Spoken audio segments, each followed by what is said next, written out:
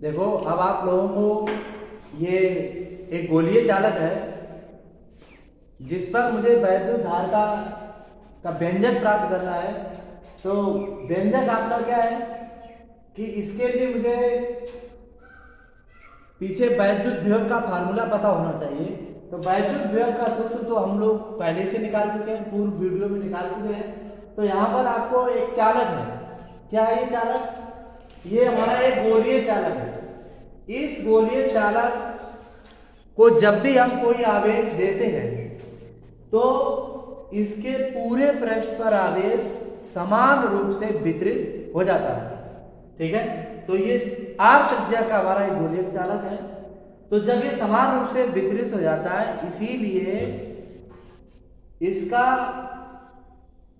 संपूर्ण आवेश इसके केंद्र पर स्थित माना जाता है। तो इसका जितना भी आवेश टोटल है, पूरे पृष्ठ का आवेश कहां पर केंद्रित माना जाता है? उसके केंद्र पर स्थित माना जाता है। तो इसके लिए इसके पृष्ठ पर विभव हमें ज्ञात करना है, फिर हम इसके बाद वैद्युत धारिता निकालते हैं। तो इस गोलीय चालक की वैद्युत धारिता कितनी है? सी। आवेश को धारण करने की जो क्षमता होती है उसी को हम वैद्युत धारिता कहते हैं। तो सबसे पहले आप लोग क्या कर सकते हैं कि यहाँ पे कुछ थ्योरी जो है वो लिख सकते हैं। थ्योरी क्या है कि माना आर त्रिज्या का एक गोलीय चालक है। आर त्रिज्या का एक गोलीय चालक है जिसे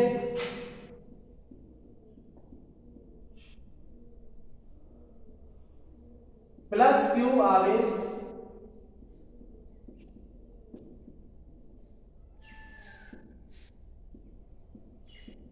देने पर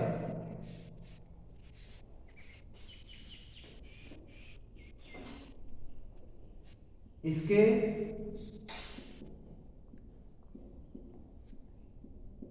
पृष्ठ पर आवेश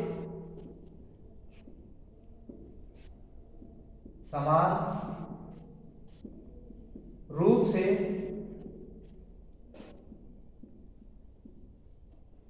वितरित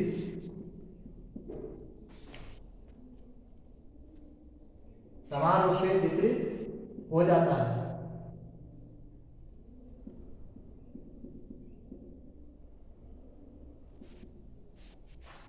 यह आवेश इसके पृष्ठ पर समान रूप से वितरित हो जाता है,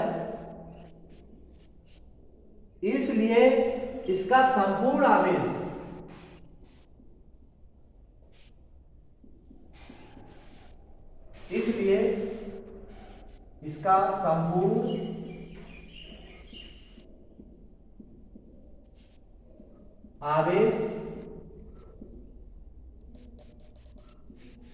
इसके केंद्र O पर स्थित माना जा सकता है।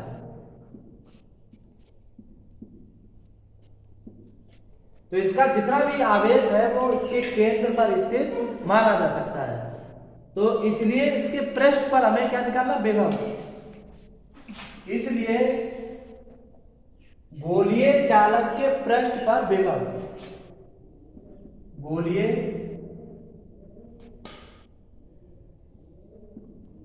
चालक के पृष्ठ पर विभव, पृष्ठ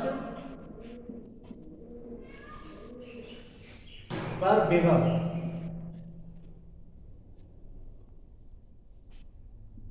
B बराबर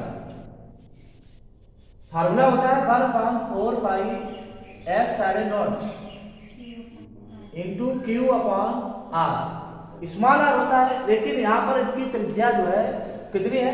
कैपिटल R है। त्रिज्या का अर्थ है कि आवेश को जब यहाँ पे स्थिर मानेंगे तो एक बिंदु आवेश के कारण r दूरी पर वैद्युत क्षेत्र में विभव जो निकालते हैं, इस बिंदु पर विभव निकालेंगे, यानी B वो r दूरी पे है, तो त्रिज्या के स्थान पे हम r का प्रयोग करते हैं। तो यहाँ पे कैपिटल R का प्रयोग करेंगे। ठीक है, ये हमारा समीकरण 1 हो गया। अतः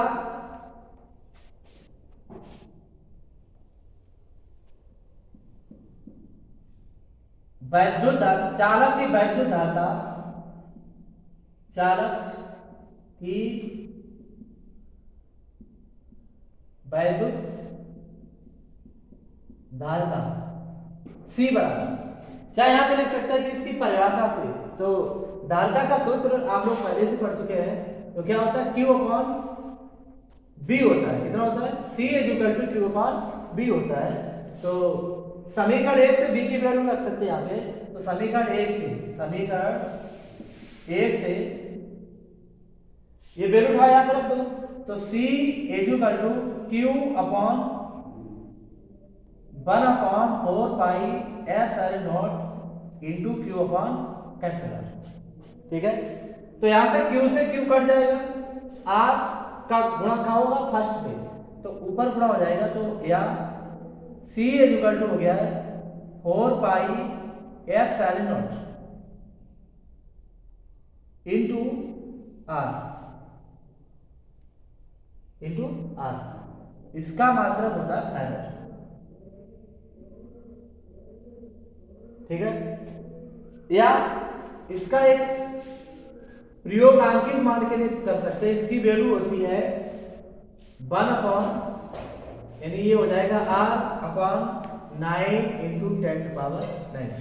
4 पाई एप्सिलॉन नॉट की वैल्यू होती है 1 अपॉन 9 इंटू 10 पावर 9, इंटू में R है तो R को हम ऊपर लिख सकते हैं।